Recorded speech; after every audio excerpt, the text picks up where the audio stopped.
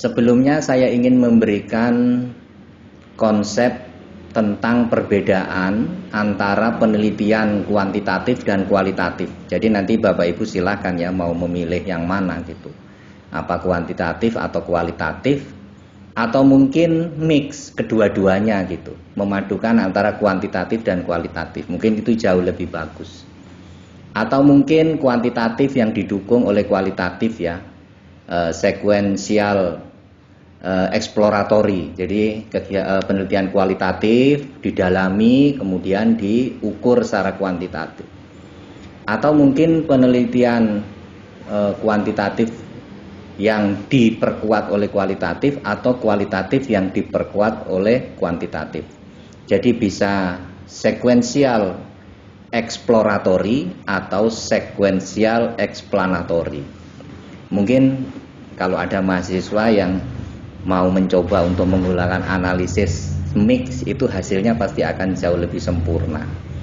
Tapi kali ini kita akan berbicara tentang penelitian kuantitatif atau metode kuantitatif. Nah, Bapak Ibu, kalau kita berbicara tentang proses dan hasil antara dua metode ini, dapat dijelaskan seperti dalam gambar ini. Jadi kalau Bapak Ibu menggunakan metode kuantitatif, itu Bapak Ibu harus kuat di teori. Karena pertama Bapak Ibu akan membangun kerangka konseptual dulu yang didasari oleh teori-teori atau hasil penelitian sebelumnya. Nah, setelah bisa menghasilkan kerangka konseptual yang dibangun dari teori dan hasil penelitian sebelumnya, kemudian ini akan diuji. Makanya kan mengajukan hipotesis ya. Diuji di fakta empiris.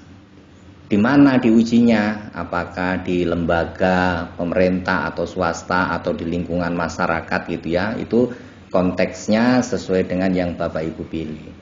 Jadi prosesnya begitu kalau kuantitatif. Nah, kalau kualitatif prosesnya itu tidak dari teori, tapi dari fakta empiris dulu. Bapak Ibu melihat ada fakta di lapangan yang didengar, dirasakan atau mungkin dialami dan tertarik untuk meneliti. Jadi kita gali, kita menggali dari fakta empiris itu untuk menghasilkan teori. Ya, itu bedanya ya. Jadi kalau kuantitatif itu menguji teori ke dalam fakta empiris, tapi kalau kualitatif itu adalah dari fakta empiris kita gali, kita dalami, kita eksplorasi sehingga kita bisa menyajikan sebuah teori. Itu dalam perspektif proses. Kalau dalam perspektif hasil penelitian kuantitatif itu, jadi dari fakta empiris yang sudah kita bangun kerangka konseptualnya itu, nah kita bertujuan untuk mengkonfirmasi. Makanya kalau penelitian-penelitian yang sifatnya seperti S2 untuk menerapkan keilmuannya di ranah praktis itu dengan metode kuantitatif sangat tepat gitu. Untuk mengetahui persoalan-persoalan secara fenomena, apakah di kantor, apakah di perusahaan atau di tengah-tengah masyarakat ada masalah apa terkait dengan manajerial kalau bidang manajemen. Nah, itu kemudian kita mencoba untuk mengujinya dengan mengkonfirmasi secara teoritis itu bagaimana gitu, masalahnya apa.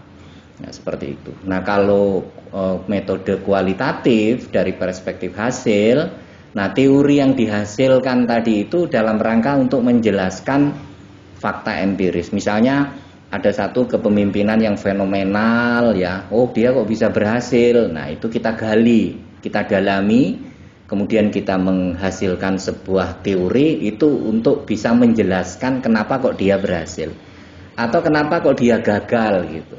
Nah itu kita gali penyebab-penyebabnya sehingga kita menghasilkan teori dan itu untuk menjelaskan kenapa kok dia gagal. Kemudian kalau di kuantitatif ya, dari fakta empiris kegagalan itu kita lihat teorinya seperti apa, kita bangun teorinya, kemudian kita uji mana yang lemah, mana yang kuat, kemudian bagaimana membangun skala prioritas untuk bisa melakukan intervensi. Nah itu perbedaan antara proses dan hasil antara metode kuantitatif dan kualitatif.